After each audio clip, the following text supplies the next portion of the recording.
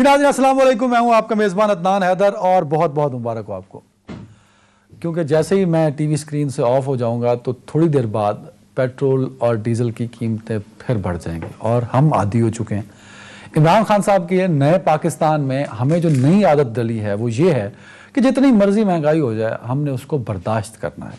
महंगाई का एक पहाड़ है जो कि आवाम के ऊपर आवाम के सरों पर डाल दिया गया और आवाम शायद अब इस महंगाई से तंग हो चुकी हैं। इमरान खान साहब की हुकूमत में जब हम खामियां ढूंढने शुरू होते हैं तो शायद एक महंगाई है जो बहुत बड़ी खामी है और शायद इसके अलावा और कोई ऐसी बड़ी बात है नहीं, ना अपोजिशन के पास ना मीडिया वालों के पास। तो इमरान खान साहब अगर इस महंगाई को कंट्रोल कर लेते हैं या जो माशी सूरत हाल है मुल्क की अगर उसको कंट्रोल कर लेते हैं तो then there is no other objection on Imran Khan लेकिन ऑन दिस गवर्नमेंट। लेकिन ये जो एक महंगाई का ऑब्जेक्शन है इसने शायद पूरे मुल्क को अब मौजूदा हुकूमत से तंग करके रख दिया। मिनी फाइनेंस बिल जो था, मिनी बजट था फाइनेंस बिल, वो हुकूमत ने मंजूर करा लिया, नंबर्स पूरे कर दिए। तो ये एक सियासी जीत भी हो सकती है और सियासी जीत है भी सही। इसको किस तरह देखती है अब हुकूमत, मौजूदा हुकूमत? क्योंकि अपोजिशन ने साल 2022 के शुरू होते ही कह दिया था कि एहतजाज होंगे, लॉन्ग मार्च होंगे और ये साल तब्दीली का साल होगा, ये अपोजिशन ने कहा था। तो अपोजिशन वो नंबर्स नहीं दिखा सकी। अपोजिशन के पास 140 से ज़ायद वोट अपोजिशन ने लिए, लेकिन जो फाइनेंस बिल का मंजूर हो जाना है वो एक सियासी बरतरी किसी हद तक जाहिर करता है तहरीक इंसाफ की। उसका फ़ायदा तहरीक इंसाफ को क्या होगा, ज़रा इस पर बात करेंगे। प्रोग्राम के आखिरी हिस्से में बल्दियाती कानून मंजूर हुआ, सिंध असम्बली ने वो किया। सिंध के अंदर कराची शहर के अंदर बड़ी जो अपोजिशन की जमातें हैं सिंध की, जो कि वफाक में हुकूमती जमातें हैं, वो एहतजाज कर रही हैं सिंध हुकूमत के ख़िलाफ़। उस एहतजाज का नतीजा क्या होगा और पीपल्स पार्टी के लिए क्या सिंध में कोई बड़ा मसला ये बड़ी हर्डल क्रिएट हो सकती है, इस पर बात करेंगे। और इस पर बात करने में ज्वाइन किया पाकिस्तान तहरीक इंसाफ से सीनियर रहनुमा उस्मान सईद बसरा साहब ने। बसरा साहब बहुत शुक्रिया। पाकिस्तान पीपल्स पार्टी से मंदो खेल साहब हैं, बहुत शुक्रिया सर वक्त देने के लिए। और PMLN से हमारे साथ होंगे चौधरी जाफर इकबाल साहब ज्वाइन कर चुके हैं। चौधरी साहब बहुत शुक्रिया वक्त देने के लिए। चौधरी जाफर इकबाल साहब आपसे शुरू करना चाहूँगा सर। सर ये बताइए कि इमरान खान साहब और तहरीक इंसाफ ने वो फाइनेंस बिल मंजूर करा लिया। फाइनेंस बिल मंजूर कराने को कुछ लोग क्योंकि नंबर्स पूरे थे उनको सियासी कामयाबी भी कह रहे हैं कि पाकिस्तान तहरीक इंसाफ की एक सियासी कामयाबी है कि उन्होंने अपना फाइनेंस बिल मंजूर करा लिया नेशनल असम्बली से।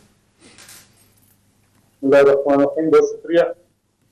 यकीनन तहरीक इंसाफ की बहुत बड़ी सियासी कामयाबी है कि उन्होंने कौमी असम्बली से मिनी बजट फाइनेंस बिल मंजूर करवा लिया और ये कामयाबियों के झंडे वो 3 साल से गाड़ रहे हैं और अगला साल डेढ़ जो बाकी है वो भी ऐसा ही होगा कि वो पूरी कामयाबी के साथ अपना जो भी एजेंडा उनका है, एक तो वो एजेंडा था जो वो मजमा आम में पेश करते रहे जिसमें वो 200 अरब डॉलर भी थे जो किसी के मुंह पे जो है वो मारने और फेंकने थे, जिसमें गवर्नर हाउस की दीवारें गिरानी थी, जिसमें यूनिवर्सिटीज बननी थी प्राइम मिनिस्टर हाउस और गवर्नर हाउस में, और जिसमें जो है वो रियासत मदीना का माहौल बनना था, प्रोटोकॉल भी नहीं होना था, 2 मुलाजमों के साथ जनाब वज़ीर आज़म ने गुजारा करना था। और एक वो मंशूर है जिसके ऊपर वो अमल कर रहे हैं। वो मंशूर कहाँ से शुरू होता है? वो मंशूर शुरू होता है कि किसी भी काबीना के और किसी भी हुकूमत के सबसे अहम रुकन वजीर खजाना हुआ करते, और वो असद उमर साहब थे और अजीज शेख साहब को शरीक आए और फिर हमाद अजहर साहब को भी मौका मिला और आज शौकत तरीन साहब हैं। वो सियासी जमात और वो सियासी लीडर जिसके पास अपनी टीम में वजीर खजाना ना हो, उसकी कामयाबी का पहला झंडा तो ये गाड़ा गया। फिर गवर्नर स्टेट बैंक बहुत बड़ा इदारा है, पूरा मुल्क उसके सहारे चलता है, सारा कारोबार, सारी रेगुलेशन। और बदकिस्मती या खुशकिस्मती से इमरान खान साहब को इस पाकिस्तान के अंदर कोई ऐसा शख्स नहीं मिला जिसे वो गवर्नर स्टेट। जब फिर आप उनके गिर्द काबीना में अफराद देखें कि कितने लोग हैं जो इलेक्टेड हैं और कितने वो लोग हैं जो ATMs हैं। वो कोई ऐसा है जो अपने जहाज पूरा कर पाता है को, कोई जो है वो उनके जलसे भरता है, कोई अपने जहाज में लोग भर के लाता है। पर लंबी एक फहरिस्त है, वो सारी ये भी उनकी कामयाबी है। ना इन बातों का PTI वाले सर मेरा सवाल का जवाब मिल जाए। हुकूमत ने नंबर्स तो पूरे कर लिए ना फ्लोर के अंदर sir. It is the success of the government, वो किसी भी गवर्नमेंट होती सर। अदनान हैदर साहब, हुकूमत होती वो है जिससे अवाम के अंदर अक्सरियत हासिल हो। अपोजिशन ने ये कोशिश की कि वो हुकूमती बेंचेस पे बैठे हुए अहबाब को ये याद कराए कि आपने दोबारा अवाम के अंदर जाना है। आप ये जो 17% ड्यूटी लगाने लगे हैं मशीनरी इंपोर्ट करने की और जो मेडिकल के मुतल का है, और आपने नहीं उसमें एग्जेप्ट किया, इवन जो ट्रस्ट हैं, जो रफाई इदारे हैं, उनको भी नहीं छोड़ा। पहले जीरो ड्यूटी थी बकौल बहुत सारे लोगों के, जब चोरों की हुकूमत थी।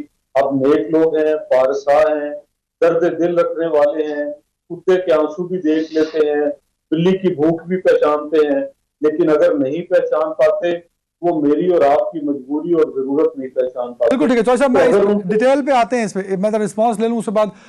कादर मंदो ख्याल साहब, सर आप ट्रैवल कर रहे हैं, बड़ी मेहरबानी, आपने मैनेज किया। सर ये बता दीजिए, मिनी बजट के आने के बाद या फाइनेंस बिल के आने के बाद महंगाई का एक बड़ा बोझ है, अपोजिशन ये कहती है। सर अगर महंगाई का एक बहुत बड़ा बोझ है तो फिर आवाम को आपके साथ खड़ा होना चाहिए। अगर आवाम आपके साथ खड़ी है तो आप तो इस हुकूमत को दिनों में, मिनटों में गिरा सकते हैं। सर जरा ये भी बता दी वो कैसे गिराएंगे? अगर आवाम हमारे साथ है तो ये दिनों में कैसे गिर सकते? जरा फार्मूला बता दे ताकि मैं क़यादत के सामने रख लूं कि आवाम साथ है। तो आप आवाम की बात कर रहे हैं, पूरे तहरीक इंसाफ हमारे साथ है। अब आप बोलेंगे कैसे? कादर भाई देखिए, मैं मेरा जो कहना है ना सर, क्योंकि जमहूरी मुल्क है, ये अवाम का मुल्क है, अवाम के वोटों से बनता है। जब अवाम तंग है, आप कहते नहीं, अपोजिशन कहती है सर, हम रिपोर्ट करते हैं आपकी बातों को, आप कहते हैं कि अवाम तंग है मौजूदा हुकूमत से, तो फिर हुकूमत को नहीं रहना चाहिए। अपोजिशन को चाहिए कि वो अलम उठाए और अवाम की क़यादत करे और इस हुकूमत को रिप्लेस कर दे। ये तरीका है। देखिए थोड़े से 2 मिनट मुझे दे दें, मैं आपके साथ वो दलाइल के साथ बात करूं। सर देखिए पहली बात तो ये,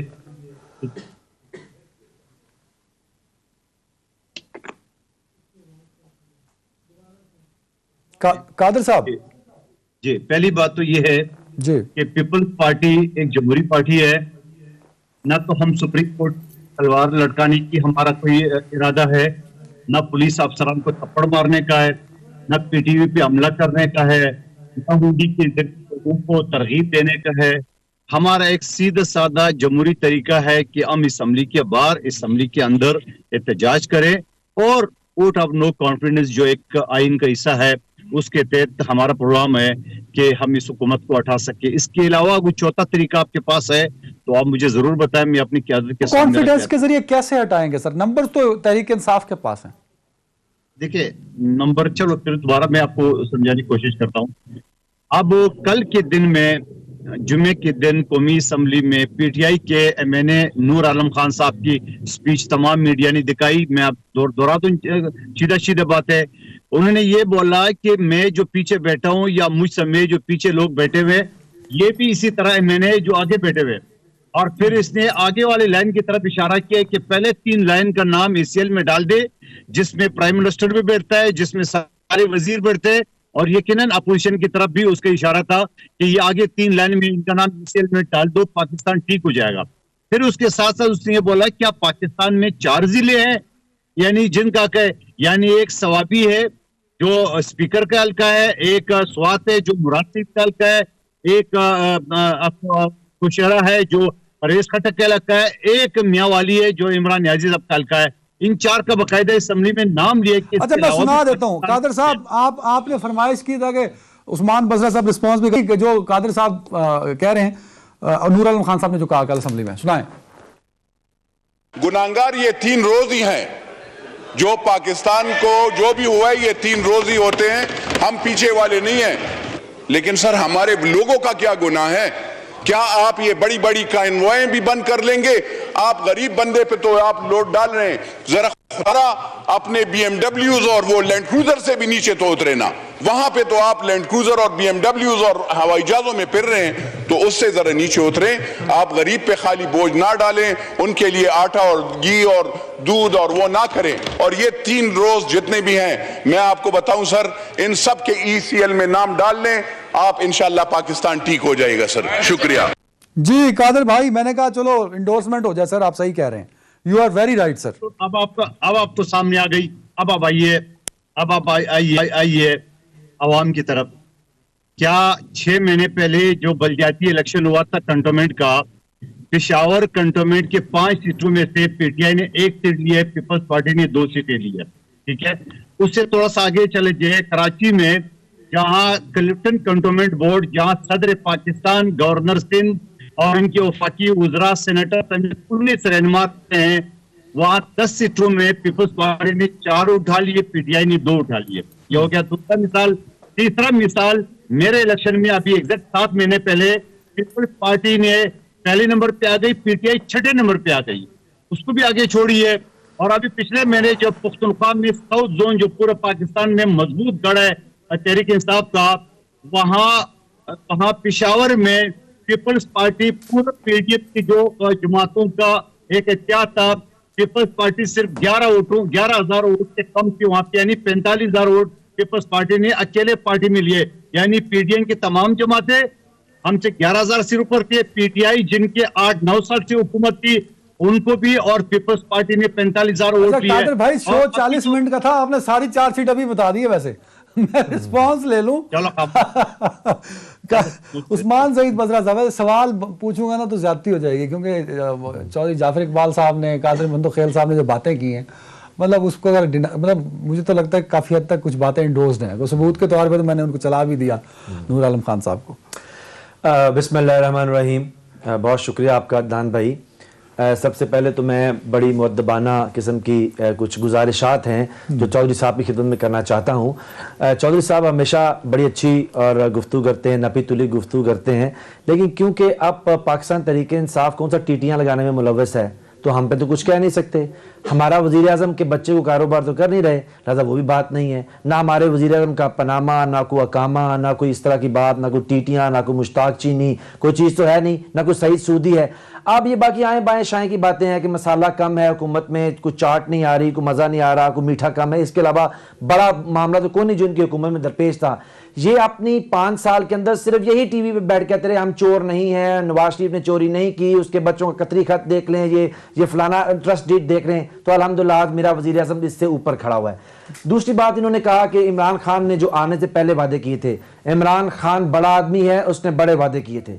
उसने कहा पाकिस्तान का करंट अकाउंट डेफिसिट 20 अरब डॉलर का है, जो इनकी सो कॉल्ड जो तजर्बाकार थे उन्होंने इस मुल्क के अंदर बदतरीन मालियाती खसारा चढ़ाया। उसने कहा हम उतारेंगे इंशाल्लाह ताला, उसने उतार के दिखाया। उस इमरान खान ने कहा कि लोगों सुनो, पाकिस्तान के ऊपर 40 अरब रुपए का तजारती खसारा चढ़ा हुआ है। उसने आके उस तजारती खसारे को आधे से कम करके दिखाया अल्हम्दुलिल्लाह। उसने कहा पाकिस्तान से पैसा चोरी करके सरकारी सरपरस्ती के अंदर सिंध से लेके पंजाब तक सरकारी हुक्मरान खानदान करते हैं, हमें फैक्ट्री में ले गए हैं मनी लॉन्ड्रिंग की वजह से, हम इसको रोक के दिखाएंगे। उसने रोक के दिखाया है अल्हम्दुलिल्लाह। उसने कहा कि क्लैश ऑफ इंटरेस्ट नहीं होता, मुल्क का वजीर आजम भी हो और एक खलीजी मुल्क का कामा होल्डर और नौकर भी हो। उसने कहा यह नहीं होना चाहिए, पाकिस्तान सरबुलंद मुल्क है, इसके वजीर आजम को पाकिस्तान के लोगों का नौकर होना चाहिए। उसने करके दिखाया, आज वो कामा होल्डर नहीं है।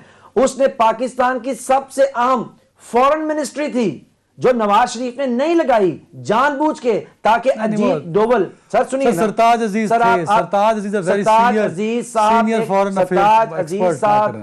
साहब was not a foreign minister, please adviser on foreign, adviser ना, तो आप ब्लेम नहीं कर सकते नवाज शरीफ। सुने ना आप, एक तो आपको नून के नवाज शरीफ उसके खानदान पे कोई बात करें, चौधरी साहब को तकलीफ बाद में पहुंचती है, आपको करंट पहले लगता है। आप बाईपास कर रहे हैं ना, मतलब सुन लीजिए, I am a journalist, I will report on real thing ना। Sartaj Aziz was present there, Sartaj Aziz was present there, you can not challenge that, you can check that, he was the adviser of foreign affairs. आप मेरे argument को distort नहीं मैं होने दूंगा, इसलिए नहीं लगाया था। पूरा कुल वक्ती उर्दू सुन ले, कुल वक्ती वजीर खारजा ना लगाया था कि अजीत डोवल जैसे आदमी को विन विन सिचुएशन में डाला जा सके।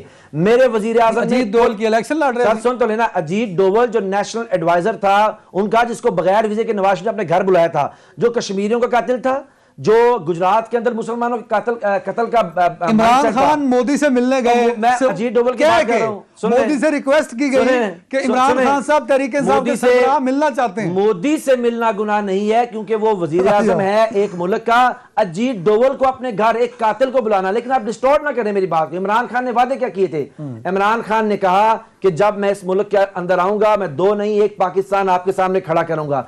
उस इमरान खान ने सेहत इंसाफ कार्ड के नाम के ऊपर 10 लाख रुपया उस आम आदमी को, मैं जो गरीब आदमी हूं, मेरे सर पे रियासत मां बन के खड़ी हुई, 2 नहीं 1 पाकिस्तान बना के दिखा रहा है। जब मैं 10 लाख रुपया लेके लाहौर के सबसे बड़े प्राइवेट हॉस्पिटल में जाता हूं एक गरीब होने के नाते, और मैं वहां इलाज कराता हूं। नहीं सर सुनिए, कादिर मंदोखेल साहब मेंबर नेशनल असेंबली, वो कह रहे हैं हम एतमाद लेके आएंगे, और उन्होंने नूर आलम साहब का कहा और वो आपने सुन भी लिया। जल्दी से मैं इसके ऊपर एक बड़ा खूबसूरत शेर पढ़ूंगा और वो मैं उनकी नजर करता हूं। साहब आपकी नजर, खंजर उठेगी न तलवार इनसे, ये बाजू मेरे आजमाए हुए हैं। अभी मेरे भाई कह रहे थे हमारे तो नंबर ही देखे ना, हमारा तो काम है, नंबर हमारे पूरे नहीं, हम कैसे गिराएं? भाई वो कौन तारीखें देता था? 30 को हुकूमत गई, हम जई तई फेर देंगे, हम जनाब इनका कर देंगे। तो हुजूर वाला मसला क्या है? मसला ये है, मैं अब रिस्पॉन्स अगलों से भी बात करेंगे बसरा साहब। सारा अब इतने 6 दफा मुझे टोका, 6 दफा उनको भी टोकना है आपने। नहीं, मैं अगर देखें, मैं अगर चौधरी जाफर इकबाल साहब, कादिर मंदोखेल साहब को ऐसी बात करेंगे, तो हो सकता है उनके जहन में ना हो, जैसे आपके जहन में नहीं था सरताज जी साहब, तो मैंने आपको याद कराया कि सरताज जी क्या आपका उर्दू कमजोर है? कुल वक्ती क्या होता है, जिस वक्ती क्या होता है? नहीं सर, कुल वक्ती छोड़, नहीं इसको बात को उर्दू में पढ़ा दूंगा आपको। नहीं है कुल वक्ती इसलिए नहीं लगाया, कुल वक्ती इसलिए नहीं लगाया ताकि नरेंद्र मोदी की डॉक्ट्राइन को काउंटर ना किया जा सके, इसलिए कुल वक्ती नहीं लगाया। चौधरी जाफर इकबाल साहब, सर नया पाकिस्तान में बढ़ती हुई महंगाई, क्या आज भी अवाम इमरान खान साहब के साथ खड़ी है सर आपकी नजर में? देखिए इमाम हैदर साहब, खान सईद बसरा साहब हों या बाकी जो एक लंबी लाइन है तर्जुमानों की, वो जो रटा लगा के आते हैं, अगर आप दरमियान में क्रॉस क्वेश्चन करेंगे तो मेरा भाई भूल जाएगा, जरा ना किया करें। और अभी ये गुफ्तगू करते हुए जितनी प्यारी मुस्कुराहट थी उस्मान सईद बसरा साहब के चेहरे पे, वो उनके जज्बात की अक्कासी कर रही। और यकीनन मुस्कुराहट है साहब, मैं तो आपकी तरफ उसी मुस्कुराहट से देख रहा हूँ, बढ़ के मुड़ मुड़ के टेलीविजन देख रहा हूँ आपको, कैमरे के पीछे टीवी है, मैं तो आपको देख रहा हूँ मुड़ मुड़ के। लेकिन बसरा साहब सारी कौम क्या मुस्कुराहट ने और अपने चेहरे डाली है, ये काम इंज नहीं चलना। देखिए आप जब भी अदनान साहब इनसे सवाल करेंगे इनके मंशूर के मुताबिक, इनमें से कोई काबिल तरीन आदमी जो इनका है वो भी जवाब देने के लिए तैयार नहीं होगा। असद उमर साहब इनके माहिर तरीन कॉम्पिटेंट आदमी, पढ़े लिखे, और पता नहीं क्या क्या उनकी तारीफें थी। आप उनसे भी कौमी असेंबली में अगर पूछेंगे कि भाई वो जो गंदम मेरे किसान ने इकट्ठी की थी आपने एक्सपोर्ट क्यों की, एक नाहल आदमी वजीर आजम की कुर्सी पे बैठा हुआ है, इतनी बात तो हमारे पंजाबी सिंध के पख्तूनख्वा के बलोचिस्तान के घर माए बहनें भी समझती हैं कि दाने घर खान जो के रखते हैं इन्ना पे वो भी बेच छटे जे। ये ख्याल नहीं किया कि कौम रोटी कैसे खाएगी, और फिर वही महंगे दामों खरीद के ला रहे हैं। अच्छा 2-4 चीजें इन्हें सिखाई हैं, करंट अकाउंट डेफिसिट। बसरा साहब 10,000 रुपए की डीएपी आपकी बोरी मिल रही है, मियां नवाज शरीफ के दौर में 24,000 की थी, 2400 की थी, सॉरी 24,000 की। और जो यूरिया की ये भी आप 2400 की। अच्छा वो कह रहे स्लीपर टांग है, हम कह रहे थे आज 3,000 में मिल रहा है, वो 1,200 रुपए पे था। अब इस हुकूमत से आप कोई भी चीज, जब कोरोना आया मास्क इसने कोई, अब वैक्सीन लगाने की बारी आई, फिर इनके यहाँ क्या हुआ? आप इनसे चीनी की बात करेंगे ये जवाब नहीं देंगे। आप इनसे अभी ये कह रहे थे, बहुत सारे नाम ले रहे थे, अलीमा बाजी की करप्शन को रेगुलराइज करने के लिए फाइनेंस बिल पेश किया था असद उमर साहब ने कि इस तरह के केस अदालत में भेजने की जरूरत नहीं, एक 17 ग्रेड का आदमी हल कर ले। जहांगीर तरीन के बेटे ने जब खरीदनी थी पीएसएल की फ्रेंचाइज, तो असद उमर साहब ने कौमी असेंबली में बिल पेश किया था कि टैक्स माफ कर दें, लेकिन टैक्स लगाया किसके ऊपर है? कोई एक चीज पाकिस्तान की बता दें। अभी शायद अगले चंद दिनों में ऑक्सीजन के सिलेंडर पे भी लगा दें। कहते हैं कि जो अभी मिनी बजट आया ना सर, फाइनेंस बिल, इसमें जो टैक्सेस है वो रिटर्नेबल है सर, और ये टैक्सेस आम मतलब गरीब लोगों पर नहीं है, आम लोगों पर नहीं है सर, ये जो बिजनेसमैन है, इंडस्ट्रियलिस्ट है, उन पे ही है टैक्सेस। देखें बहुत ही समझदार लोग हैं तहरीक इंसाफ में, जिस भी कारोबार पे टैक्स लगेगा कंज्यूमर एंड कंज्यूमर मैं हूं। अगर एक इदारा जो रिफाई इदारा है वो मशीनरी इंपोर्ट करता है जी, वहां मैंने इलाज के लिए जाना है, वहां पे या प्राइवेट हॉस्पिटल में इलाज के लिए जाना है या गवर्नमेंट के हॉस्पिटल में, तो मशीनरी जो खरीदेंगे उसका बोझ किसके ऊपर पड़ेगा, जरा बता दें। कपास के बीज के ऊपर इन्होंने टैक्स लगाया है, उसके वो बोझ किसके ऊपर पड़ेगा, कौन सा इंडस्ट्रियलिस्ट है, वो आम किसान के ऊपर पड़ेगा। खाद महंगी हुई है, वो कौन सा जहांगीर तरीन की जेब पे पड़ेगा। मैंने गंदम खानी है, मैं आम आदमी हूं, मेरी गंदम महंगी होगी। चीनी अगर महंगी हुई तो किसके ऊपर, अगर घी के डब्बे के ऊपर, कुकिंग ऑयल के ऊपर, जो बिजली के ऊपर टैक्स है, तो कौन देता है, कौन सा कारोबारी देता है। आपने बेशुमार अगर मीडिया के अंदर देखें, लोग अपने घर का सामान बेच के, बिल्कुल सर, महंगाई बहुत बढ़ रही है, बिल्कुल ठीक है, बिल्कुल ठीक है। कादिर मंदोखेल साहब, एक मिसाल राणा साहब, सर जल्दी सर। एक दर्जी मेरे पास आया, वो कहता है कि मुझे अपनी दुकान का बिल देने के लिए सिलाई मशीन अपनी बेचनी पड़ी। अब बताइए जरा, जो अपना कारोबार जिससे वो रोजी रोटी कमाता है, अगर उसको वो मशीन बेच के बिजली का बिल देना पड़े, तो वो बसरा साहब की करंट अकाउंट डेफिसिट की थ्योरी कहां हजम कर पाएगा, कहां रखेगा उस थ्योरी को। सर सर सर ये बताइए कि अवाम के लिए जो बढ़ती महंगाई और जो मैंने, क्योंकि आप फ्लोर में आपने पूरी प्रोसीडिंग्स देखी, फाइनेंस बिल आपने पढ़ा भी सही। सर ये जो बार बार कंफ्यूजन क्रिएट की जाती है कि हुकूमत ये बैठ के कहती है कि जो हमने टैक्सेस लगाए हैं इस फाइनेंस बिल के अंदर, वो इम्पैक्ट नहीं कर रहे एक आम पाकिस्तानी को, एक आम शहरी को। सर अगर ये बात इसी तरह है तो फिर तो ये अच्छी बात थी कि इंडस्ट्रियल से टैक्स लेके उनको वापस रिटर्न किया जा रहा है और IMF की शराइत को पूरा किया जा रहा है। दूसरी जानिब जो बार बार बात की जाती है अपोजिशन की जानिब से कि महंगाई बहुत बढ़ गई है और फाइनेंस बिल के जरिए मजीद टैक्सेस अवाम पर डाले गए हैं, ये कंफ्यूजन कैसे क्लियर होगी सर? अपोजिशन ठीक कह रही है या हुकूमती नुमाइंदे ठीक कह रहे हैं? सर बड़ी कॉमन सेंस की बात है। बात यह है कि एक शख्स जो कंचड़ के जो दावे करते थे,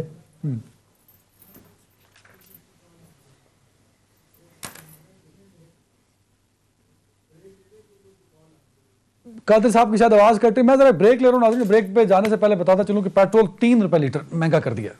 मैं ये भी थैंक यू इमरान खान साहब, 4 रुपए कहा गया था, 1 रुपए आपने रियायत कर दी। ब्रेक ले रहे हैं।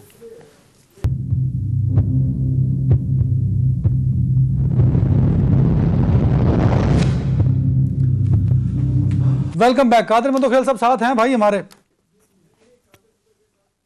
अच्छा अभी नहीं है, उस्मान सईद बसरा साहब।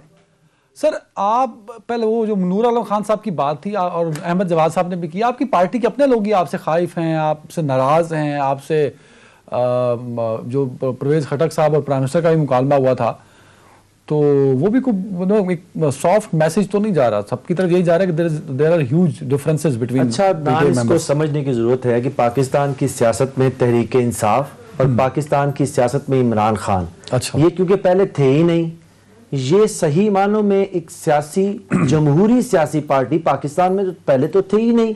पाकिस्तान के पास कौन सी 2 पार्टी हैं? बस अल्लाह की तरफ से कोई अजाब समझ लें या हमारी कुछ कोताही का नतीजा मुस्लिम लीग नून, जो सिरे से खानदानी जमूरा पार्टी है, जमहूरी पार्टी नहीं खानदानी जमूरा पार्टी है, सारा खानदान है, रिश्तेदार हैं, समधी हैं। They have their representation, they have their अच्छा मेरी vote बात, banks. let me speak ना sir, you are not the Muslim League Noon, let me speak।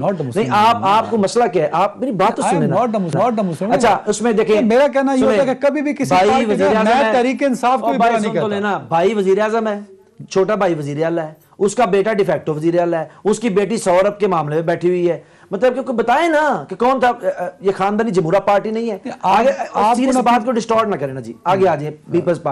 Peoples party सिरे से जमहूरा पार्टी है, यानी कि एक बच्चा जो कि जरदारी के घर पैदा हो गया, उसको भी भुट्टो जबरदस्ती बनाया ताकि उसको पार्टी का चेयरमैन बना सकें।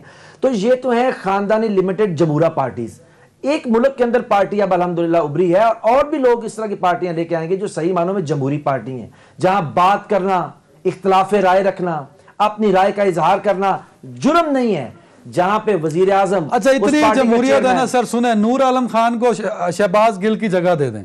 नूर आलम खान ने सेक्रीफाइस किया है ना, शहबाज गिल ने तो कोई सेक्रीफाइस नहीं किया, वो सूटकेस उठाया और वो आके आपकी पार्टी के सरबराह बन गए। अच्छा, जिस तरह आज करें ना सर, सुने आज चैलेंज है सुने आपको। जिस तरह ये चैनल जो है पब्लिक न्यूज, जो कि बहुत बड़ा चैनल है, कि इंतजामिया या उनके हेड फैसला करेंगे कि किस ने कहां पे जाके खबरें पढ़नी है, अदनान ने कब प्रोग्राम करना है, फलाने साहब ने कब करना है। ये हमारी पार्टी है, हमें पता है कि नूर आलम ने कहां पे खेलना है और शहबाज गिल ने कहां पे खेलना है, इसलिए ये तो आप हमें डिक्टेट ना। और भाई कुछ हमें सांस लेने की ब्रीदिंग स्पेस तो छोड़े ना, कि हमने कहा किसको खिलाना है, नंबर 1। अच्छा। दूसरी बात ये देखिए, जब ये जिस दिन ये मसला हुआ है परवेज खटक साहब वाला, मेरे ख्याल में अब तो आपको तो मैं डायरेक्टली नहीं कहूंगा, आप ऑफेंड हो जाएंगे, अब तो व्हाट्सएप ग्रुप के उन सहाफियों को थोड़ा सा, सर ये मेरा मोबाइल पड़ा है, ये मैं आपको कोड खोल के देता हूं, ले आज आप साबित कर देंगे आई एम व्हाट्सएप ग्रुप। अच्छा सर, मैंने कहा आप, सर, मैंने कहा सुन लेना, आप हमेशा कह जाते हैं चोर की दाढ़ी पे तिनका। सुन ले। मैंने आपसे कहा, आप दोबारा, मैंने कहा कि आपको छोड़ के आप नहीं होंगे व्हाट्सएप ग्रुप, शुक्र है जी व्हाट्सएप मुझे। ग्रुप के उन सहाफियों को शर्म आनी चाहिए जो कहते, क्योंकि परवेज उन खटक ने कहा- घटिया सहाफियों को शर्म आनी चाहिए, मैं ऐड कर रहा हूं। सर सुनिए, उन उन घटिया घटिया सहाफियों को शर्म आनी चाहिए जो डिक्टेशन लेते हैं, जो सहाफत के लिबादे में छुपे हुए कलम फरोश हैं, जमीर फरोश हैं। देखिए, जब और डिजिटल मीडिया सुनिए विंग सर, के आगे सुनिए। एम्प्लॉयड को साफी आगे बनाने सुनिए। वाली पार्टी को आगे भी सुनिए। शर्म करनी आप चाहिए, सुनिए, वो कोई भी पार्टी हो। सुन ले, जो टोकरे और टोकरियां बांटती है, हाँ, वो उसकी उसको बात कर रहे हैं। सबको, उन्हीं की बात कर रहे हैं। सब जो डिजिटल मीडिया जो के मैनेज लोग करती है, जो आज साफी बने हुए हैं, तो कहती उनको मैं कह रहा हूं ना। जो कहती है कि देखिए फिर मैं कैसी मैनेजमेंट की थी, जय दी तई फेरती ना दी पीटीए वालियां दी, उन्हां दी गल कर रहे जे, टोकरे ते टोकरियां दी गल कर रहे सारे दी सर। मैं समझ गया हूं ना। देखिए, पाकिस्तान में टोकरा और टोकरी सहाफत जो है, अब तो ये तश बाम है कि किसने की, वो मुस्लिम लीग नून ने किया है। कौन मैनेज करके जई तई फेरने की बातें करता है? मुस्लिम लीग नून। कौन आपके सहाफियों को कुत्ता और भौंकने वाले कहते हैं? मुस्लिम लीग नून कहती है। भाई तो खुल के नाम लेना आप। अब मैं आपसे करने के बाद, कब नाम कहा है? सुनिए, जब परवेज खटक साहब ने कैटेगोरिकली कहा कि ऐसी कोई बात नहीं, बल्कि उन्होंने उस नीले पीले चैनल को फोन भी करके कहा कि भाई आपने क्यों गलत चलाया है। अब मसला यह है कि अब किसी को शर्म ना आए, तो ये हमने तो नहीं ठेका लिया हुआ है ना जी कि हम इन टोकरों टोकरियों को हमने शर्म दिलानी है। जिन टोकरों टोकरियों ने अपने कलम बेच दिए, दहन बेच दिए, अल्फाज बेच दिए, उनको शर्म नहीं आई, उनको हम शर्म दिलाएं। परवेज खटक ने पसे पर्दा कह दिया, नूर आलम खान ने ऑन पर्दा कह दिया। सुनिए, उसको आप जमहूरियत कह रहे हैं, इसको रिपोर्ट कर रहे हैं, तो आप इसको मैंने आपको कहा कि मैं क्योंकि पाकिस्तान तहरीक इंसाफ का हिस्सा हूं, मैं एक आम कारकुन हूं, मेरी रसाई मेरे वजीर आजम तक है। मैं जब बात करता हूं सुनी जाती है। मेरी पार्टी में इख्तलाफ राय बुरी बात नहीं है। मेरी पार्टी में मेरा वजीर आजम स्पोक्स पर्सन की मीटिंग में एक दफा नहीं, एक बात सुन ले, स्पोक्स पर्सन की मीटिंग में एक दफा, सैकड़ों दफा इस तरह हुआ कि लोगों ने प्राइम मिनिस्टर की राय के खिलाफ बात की और उन्होंने कहा कि बिल्कुल आपकी बात ठीक है, क्योंकि अक्सरियत की राय ये है एक इमरान खान जिसकी सही मानों में सियासी जमहूरी पार्टी है, सियासी जमहूरा पार्टी नहीं है। ना इमरान खान BMW दे के आया है, ना इमरान खान किसी को टोकरे टोकरियां बांट के आया है। इमरान खान के पांव के छाले बता रहे हैं कि वो इस सियासत के कारजार में लंबा जिद्दोजहद का सफर करके आया है। What is next? तो अगर लंबा सफर करके आए तो वादे तो पूरे करें ना। वादे की हमने ये क्वालिटीज में मान भी लूं, आवाम को मिल कुछ नहीं रहा, तो इन क्वालिटीज को मैं लेके कहां जाऊंगा मेरे भाई? आप एंकर हैं, वो मुस्लिम लीग नून को रिप्रेजेंट करते हैं, मैं पीटीआई का हूं। किसी एक आदमी को जो थर्ड पार्टी की बात मानेगा ना, इकोनॉमिस्ट एक ऐसा इदारा निकला जो थर्ड पार्टी है ना, उसका किसी सियासत ताल्लुक नहीं है। इकोनॉमिस्ट ने कहा कि पाकिस्तान की पोस्ट कोरोना हैंडलिंग पूरी दुनिया में सबसे टॉप पे है। ना वो पीपल्स पार्टी है, ना वो नून है, ना वो पीटीआई है। ये है कल इकोनॉमी बताता की रिपोर्ट जारी हुई है सब्सटेंशियल इकोनॉमिक ग्रोथ के ऊपर। उन्होंने कहा कि पाकिस्तान की इकोनॉमी, पाकिस्तान की मुआशरत बेहतरी की तरफ गामजन है बावजूद कोविड के। मतलब जब आप ना मानना चाहें, लोगों के अंदर आप प्रोपोगेट करना चाहें और उनको लोगों को डाउनवर्ड दिखाना चाहें तो दिखाते रहे। हम अल्हम्दुलिल्लाह साहब, मतलब खुदा का नाम लें यार, 2018 और अब को कंपेयर करें, ह्यूज डिफरेंस है। कहां 54 रुपए की चीनी और कहां 110 रुपए की। चलें, आप पढ़े लिखे आदमी हैं, आपसे बात की जा सकती है, मेरी सुने बात। ये तो एक जेन्युइन सवाल है, कम से कम जोश खिताबत में फैक्ट्स को तो ना भूलें। आप मुझे बताएं। देखिए, मैं 2000 आप 18 की बात कर रहे हैं, मैं 2018 और 19 में बाहर कनाडा गया अपनी फैमिली के साथ। जो कैनोला का कुकिंग ऑयल वहां पे मिलता था $12 का, आप यकीन माने, अभी मेरे भाई ने पिछले वीक मुझसे बात की, उसने अब $42 का मिल रहा है। मुझे बताइए नान कि ये कोरोना के बाद जो एक सप्लाई चेन में डिसरप्ट आया है, इसमें अमेरिका जैसे मुल्क के अंदर 30 साल में सबसे हाईएस्ट इन्फ्लेशन रेट है। जो फूड बास्केट है वो उसकी कीमत ऑलमोस्ट डबल ट्रिपल पे चली गई है। पाकिस्तान को क्या इस्तिस्ना हासिल है दुनिया के इस ग्लोब के अंदर? क्या हम पाकिस्तान उसका हिस्सा नहीं इस सप्लाई चेन का? मुझे बताइए कि अगर पेट्रोल पाकिस्तान में आज हमारे हिस्से में क्या था? मेरे वजीर आजम इसके लेवी टैक्स जीरो कर सकते थे, मेरे वजीर आजम इसके ऊपर सेल टैक्स जीरो कर सकते थे, वो सब कादर मंदोखेल सब साहब, कुछ खत्म कर उस्मान दिया, बसरा साहब का कहना है कि पाकिस्तान की वाहिद जमहूरी पार्टी जो है वो पाकिस्तान तहरीक इंसाफ है, यही कहा सर? यही मैंने कहा जी, बाकी सब जमहूरा सियासी पार्टी है। अच्छा, एक तो ये कमेंट सर कर दें, और दूसरा वो कह रहे हैं कि महंगाई सब जो है दुनिया भर में सबसे ज्यादा पाकिस्तान में, पाकिस्तान सस्ता मुल्क है एज कम्पेयर। मैंने ये नहीं कहा, मैंने कहा कि पूरी दुनिया के अंदर सप्लाई चेन का डिस्टर्ब है, अमेरिका के अंदर भी 30 साल कमेंट कर दीजिए, क्योंकि मैं इस पे कमेंट करूंगा तो पार्टी बन जाऊंगा सर। हाँ, वैसे पहली पार्टी है। नहीं, मैं बिल्कुल पार्टी नहीं हूं। मुझसे पूछने के आपने फैसला कर। हेलो जी जी सर। देखिए, अब इनकी बातों का मैं क्या जवाब देता हूँ। मैं तो आपको इनकी रहनुमाओं की सारे रिएक्शन बताया, इलेक्शन के रिजल्ट आपको बताया, मौजूदा पुख्तनख्वा का जो उनका मजबूत गढ़ था वहां का रिजल्ट आपको बताया, और पूरा जो रीजन है उसका आप पेट्रोल का रेट देके, इनका रेट देके, और फिर इनकी कंटेनर की 126 दिन की जो वादे ये सारी चीज थी वो आप खुद ही याद रखें। तो अब मैं इनकी कौन सी बात का जवाब दूं, और फिर ये कहते हैं महंगाई नहीं है, खुदा का खौफ वालो। आपके अपनी मेम्बरान गाली गलोच पे उतर आए, वो परवेज खट्टक और अहमद अजहर को लिटरली कल जो है ना मीटिंग में ये आपस में गाली गलोच तक पहुंच गए, और यही इनके लोग ही बता रहे पूरे मीडिया में, आपकी मीडिया ने भी सारे देख लिया है, और उन्होंने कहा कि ये नाइल आदमी है, इसको केस में इसका पता ही नहीं कुछ अहमद अजहर के बारे में उन्होंने कहा।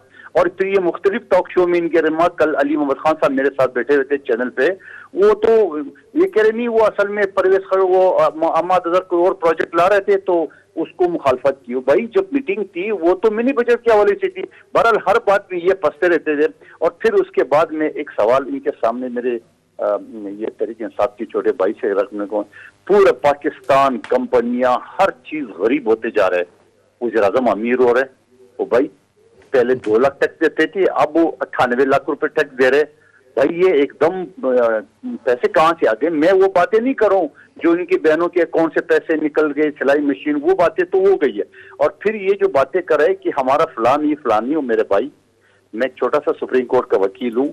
आपका फैसल वाडा को तो मैंने कौमी असम्बली से भगा दी, वो अगले हफ्ते आपको सेनेट से भी उनको भगा रहा हूँ ये मैं। और फिर उसके साथ फॉरेन फंडिंग केस आ रहा है। आप जो पराठा वो पापड़ वाले फलानी की आप मिसालें देते थे, वो तो 53 अकाउंट तो आपके अपने निकल आए। और ये 53 अकाउंट अदनान साहब मैं सिर्फ तहरीक इंसाफ का बता रहा हूँ, इनके खानदान का, इनकी मुलाजिमीन की, नौकरों के नाम पे जो अकाउंट है वो अलग है, वो अलग है।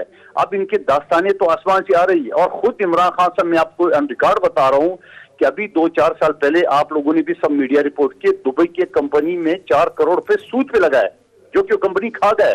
मुझे चैलेंज करें, मैं आप चैनल पे कहता हूं। और फिर उसके साथ साथ ये बातें कर रहे हैं रीजन की।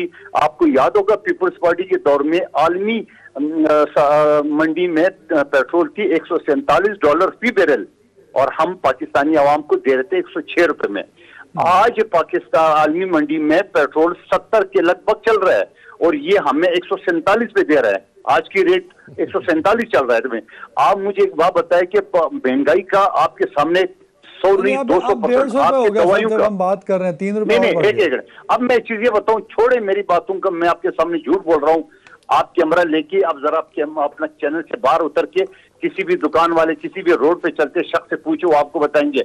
आप राशन की दुकान पे चले जाए, जो नवाज शरीफ को ये बुरा कह रहे थे, नवाज शरीफ के दौर में, चीनी पीपल्स पार्टी के दौर में बहुत कम थी, वो 50-55 रुपए थी। इन इलाकों ने 163 रुपए तक पहुंचा दिए। इस वक्त भी 115 रुपए ज्यादा चल रही है।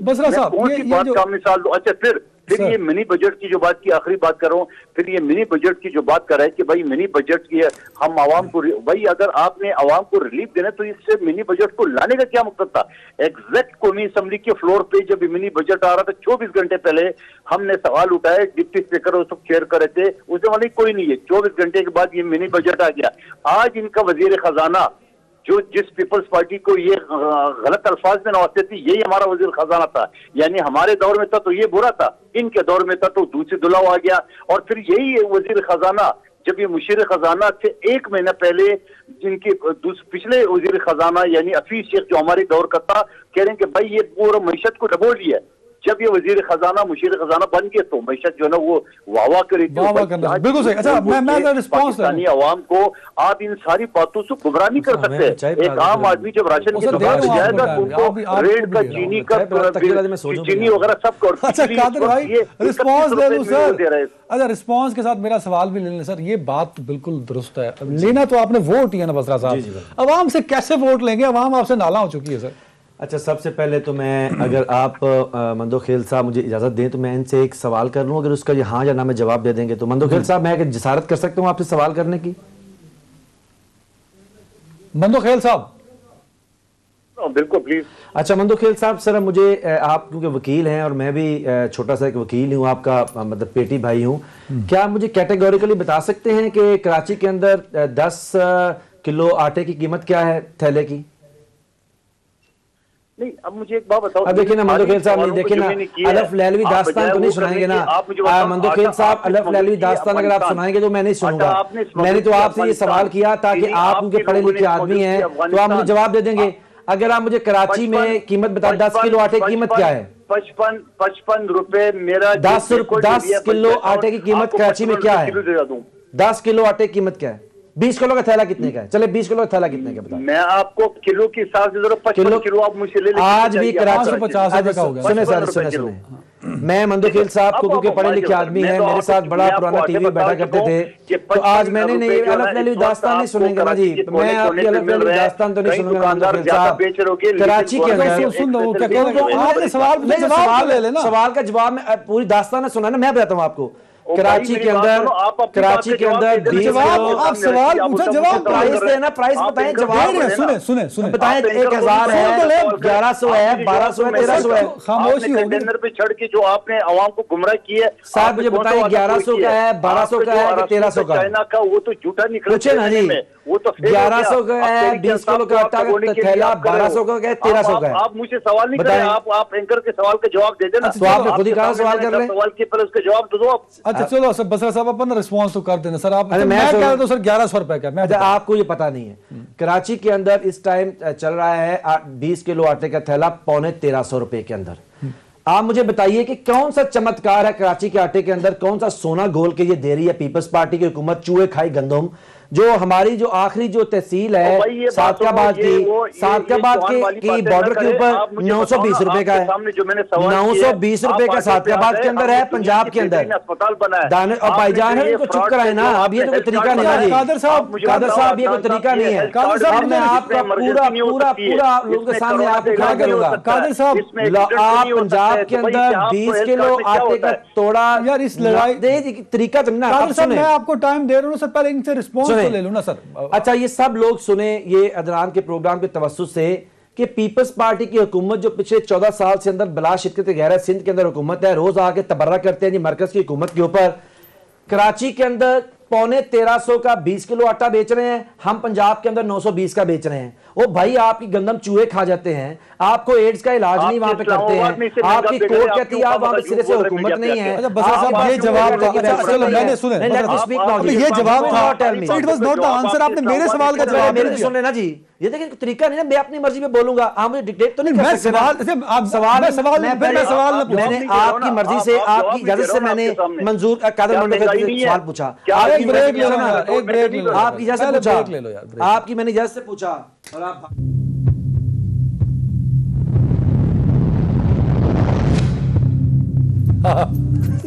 वेलकम बैक बसरा साहब।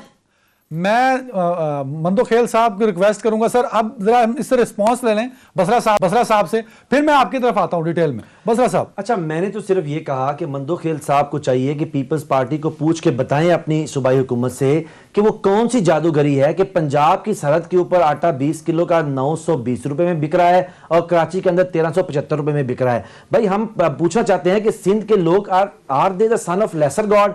क्यों 18वीं तरमीम के बाद इस जुल्म के ऊपर रवा किया गया? एक मुझे जवाब दे देंगे क्यों कराची दे देंगे। अब मेरे सवाल पे आ जाइए, आप वोट कैसे लेंगे? वोट ऐसे लेंगे अल्हम्दुलिल्लाह, केपीके हार गए, बल्दियात हार गए, कैंटोनमेंट हार गए। मुझसे अच्छा ऐसा करें, आप सवाल आप आईने के सामने खड़े हुए हैं, खुद ही बोली जा रहे हैं, मुझे पूछे ना, मुझे पूछे।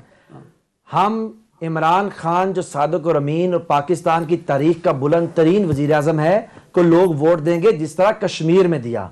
जिस तरह गिलगित बल्तिस्तान में दिया, जिस तरह गुजरांवाला के अंदर हम सारी सीटें नून से हारे लेकिन हमने कैंटोनमेंट के अंदर नून को नॉकआउट कर दिया। हम बिल्कुल इसी तरह लोगों के पास जाएंगे, उनको बताएंगे हमने मालियाती खसारा खत्म किया, हमने आपका करंट अकाउंट डेफिसिट से लेकर आपका तजारती खसारा खत्म किया, हमने इस मुल्क को सब्सटेंशियल इकोनॉमिक ग्रोथ की तरफ ले गए। 54 रुपए की चीनी 154 रुपए में ले रहा है, उसको करंट अकाउंट क्या समझा? ये बड़ी जबरदस्त बात की है। हम उस किसान को बताएंगे क्योंकि वो किसान जान रहा है कि नून लीग के दौर के अंदर उसकी गंदम 1100 रुपए मन पे बिकती थी, उस किसान की गंदम इमरान खान की हुकूमत 21 रुपए मन में ले रही है। वो किसान हमें वोट कर रहे हैं।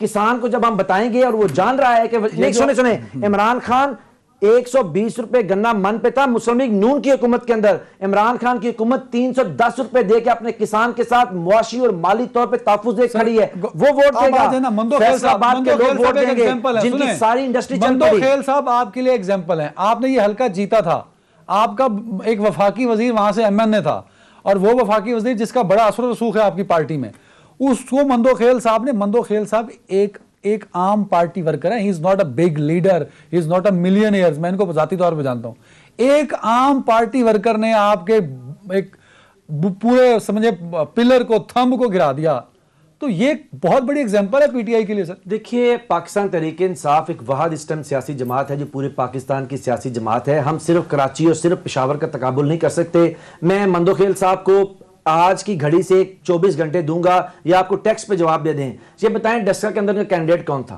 ये बताएं वजीराबाद के अंदर ज़िमनी इंतखाब में कैंडिडेट कौन था। मैं मंदोखेल साहब और वाडा साहब का सवाल और मेरी भी सुन लेना। मैं कह रहा हूं कि भाईजान, कराची के अलावा भी सारा पाकिस्तान है। कराची से भी सबसे बड़ा मैंडेट पाकिस्तान तहरीक इंसाफ के पास है, केपी से सबसे बड़ा मैंडेट हमारे पास है, पंजाब में मैंडेट हमारे पास है, गिलगित बल्तिस्तान में हमारे पास है, कश्मीर में हमारे पास है, और एक एक सीट के ऊपर तकाबुल कर रहे हैं। वहां पाकिस्तान तहरीक इंसाफ पीपल्स पार्टी अंदरूनी सिंध की जमात है। और अब मैं बताऊं आपको, अली जैदी ने जो और हमारी पार्टी ने और हमारे एलाइज ने जो हम एक तहरीक शुरू करने लगे हैं पीपल्स पार्टी के खिलाफ, जो इन्होंने लोगों का जीना हराम किया हुआ है। क्यों आटा बेचते हैं 920 वाला जाके पंजाब से लेके 1300? मंदोखेल साहब, ये जो कह रही है तहरीक इंसाफ कि हम सिंध हुकूमत को शायद अब रिमूव कर देंगे एक तहरीक के जरिए, क्या ये पॉसिबल है सर? पार्टी तो बचा ले, पीपल्स पार्टी और सिंध की हुकूमत का ख्वाब देते रहे। मिस्टर साकिब निसार की अदालत में उस वक्त भी ये बात आ गई सामने। ये मैं इल्जाम लगा रहा हूं। जी मंदोखेल साहब, पहले तो ये बताया कि इनकी अपनी पार्टी का मैंने आपको मिसालें दी है। ये जो अननोन टेलीफोन है, इस टेलीफोन के सारे इनकी हुकूमत खड़ी है। नहीं तो जो परसों इनकी पार्लिमानी पार्टी में जो इमरान न्याजी साहब को बातें सुनी पड़ी है, वो सारी मीडिया ने रिपोर्ट कर दी है। नूर आलम खान ने जो परखचे उड़ाया वो आपने सुना दी है आवाम को। सवाल ये कि ये मैं एहतियाजियों की बात नहीं कर रहा हूँ। आमिर लियाकत आपको कराची वाला जो ये बात कर रहा है, उन्होंने कहा मैं आए नहीं हूं, मुझे लाया गया। अली जैदीन तो बस उसको बेनिफिट ये मिल रहा है कि वो कस्टोडियन है, तो जारी बातें। और ये यूसी का इलेक्शन आ चुका है, बसरा साहब कराची में, आपका अली जैदी साहब। बात यह है कि ये सारी चीजें, और अब कराची में 6ठे नंबर पे आपकी पार्टी आ गई है मेरे इलेक्शन में 7 महीने पहले। बात ये जो आप हवाला दे रहे हो, आपको जारी बात है ना, पाकिस्तान का जो आप लोगों ने गुमराह किए लोगों को, और फिर उसके हवाले से जो छतरी भी आपके सर पे थी जो कि आगे नहीं रहेगी, तो वो सारी चीजें आपकी। लेकिन अब आपने जो 3 महीने में अवाम को सब्ज बाग दिखाया था, अवाम को जो गुमराह किया, उसके तो उलट निकले। मैं महंगाई की बात करूं, मैं रोजगार की बात करूं, मैं लॉ एंड ऑर्डर की बात करूं, मैं सीपेक की बात करूं, मैं खारजा पॉलिसी की बात करूं, मैं दाखिला की बात करूं, मैं किस चीज की आपको बात बताऊं जो आप एक चीज मुझे बताओगे कि आपने सही किया है? आपके अपने वजीर आपके ऊपर बरस रहे, आपके अपने लोग आपके ऊपर बरस रहे, आपके इत्यादि। अभी परसों बजट पास होने से 1 घंटा पहले एमक्यूएम ने प्रेस कॉन्फ्रेंस दी कि हम नहीं देंगे वोट। अब उनको भी आप भी जानते हैं एमक्यूएम की पॉलिसी, मैं भी जानता हूं कि वो बेचारे जो है ना टेलीफोन कॉल की मार है उनको, और उसके बाद सीधे इंसान बन जाते हैं। फिर उसके बाद आप आमिर साहब एक पॉइंट का और जवाब देते ताकि बसरा साहब कंक्लूड कर दे। सर, क्या इमरान खान साहब अगला इलेक्शन जीत सकते हैं? पाकिस्तान तहरीक इंसाफ हुकूमत बना सकती है दोबारा? आप भी कमाल की बातें कर रहे हो। नहीं, सवाल मैं आपको अभी 4 महीने पहले के इलेक्शन का आपको रिजल्ट दे रहा हूं, आप कह रहे इलेक्शन जीत सकते हैं। ओ भाई मेरी बात सुनो, ये जितने दिन मजीद रहेंगे इतने ज्यादा इनको आवाम की तरफ से गालियां पड़ेगी। मैं तो आपको इलेक्शन का हवाला दलाल के साथ बात करो, आप फिर मेरे साथ बात कर रहे हो। आप मुझे बताओ कि बसरा साहब पता नहीं इलेक्शन लड़ा है कि नहीं लड़ा है, ये जरा इलेक्शन में जाएंगे 2023 में या अभी जाएंगे तो ये क्या लेके जाएंगे, हमने ऐसा कौन सा कमाल कर दिया है जिससे आवाम उसको वोट दे। मुझे सिंपल से एक ही बात का जवाब दे दे, महंगाई का, लॉ एंड ऑर्डर का, अच्छा मैं चलूं बसरा साहब, करंट अकाउंट के अलावा बताइएगा। मधुखेल साहब, फिलहाल तो यह है कि इमरान खान की क़यादत के अंदर हमारे जो सूबाई सदर हैं अली जैदी, वो सिंध में अपनी तमाम मिलायत के साथ हम आपके पास आ रहे हैं सवाल उठा के जवाब लेने। बताइए वो कौन से चूहे हैं जो आपके अरबों की गंदम खा गए, और क्यों पंजाब के अंदर 20 किलो का आटा 920 का है। ये अली जैदी और मेरी पार्टी आपसे पूछेगी आके 18वीं तरमीम के बाद। बताइए सिंध के अंदर क्यों 920 वाला आटा 1375 में बिक रहा है, नंबर 1। फिर हम आपसे आके सवाल करेगा मेरा जो सिंध का सदर है, कुछ ऐड करना चाह रहे हैं, गंदम को ऐड करना चाह रहे हैं। स्पीक नहीं, मेरी बात सुन लेना, सुन तो लेना। कादिर भाई को 30 सेकंड, तो वो कुछ ऐड करना चाह रहे हैं, ले लेना। पास उन्होंने 10 मरतबा जवाब दे चुका हूं आपको। अल्लाह के बंदे, कुछ तो इनका एंकर का भी ख्याल रखे, टीवी का। एक आठे को मैं 10 मरतबा जवाब दे चुका हूं आपको कि कुछ लोगों ने ब्लैक में या अफगानिस्तान आपके लोगों ने क्या कर रही है भाई, अब मैं बात करूं। कादिर भाई कंक्लूडिंग रिमार्क्स हैं। अब कादिर भाई, मेरे सिंध का वजीर, जो हमारा सदर है अली जैदी, मेरे वजीर आजम का सिपाही, वो आपसे सवाल करने आ रहा है। चूहों को बताएं कौन से चूहे अरबों की गंदम खा गए, क्यों आप वहां कुत्ते काटे की वैक्सीन न ला सके, क्यों स्कूलों के अंदर गधे बंधे हुए हैं, क्यों तालीम का मेयार कोई नहीं है, क्यों आप लोकल बॉडीज के अंदर जो है लोगों तक सही मानो मिकदार नहीं पहुंचा रहे। हम आपसे सवाल करेंगे उनसे, आप अपना बताएं ना सर। की पार्टी आपसे सवाल करेगी, हमारी सिंध की पार्टी आपसे सवाल करेगी 18वीं तरमीम के बाद कर लेंगे। क्या किया, हम आपसे ये तो उनसे सवाल पूछेंगे ना, आप अपना तो बता देना। अपना मैं बता रहा हूँ।